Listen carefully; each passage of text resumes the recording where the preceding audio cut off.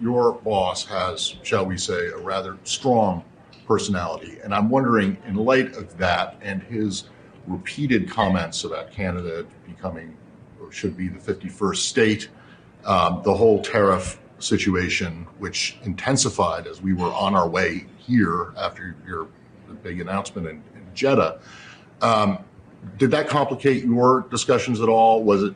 Never came up once. I mean, obviously, with the foreign minister of Canada, it has, but it was not a topic. It was not on our agenda. I told you that would not be discussed. Tariffs were.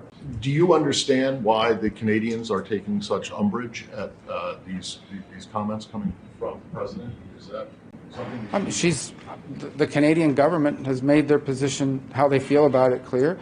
The president has made his argument as to why he thinks Canada would be better off joining the United States for economic purposes.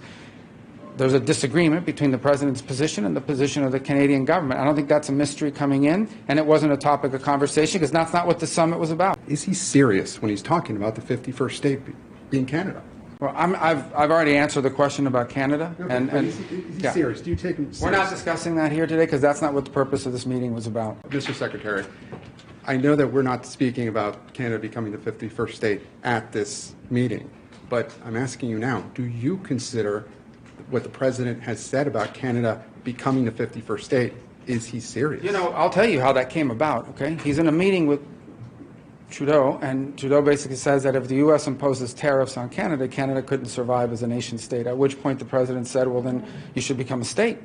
And that's where this began. That said, the president has made an argument for why. He says he loves Canada. He says he made an argument for why Canada would be better off joining the United States from an economic perspective and the like.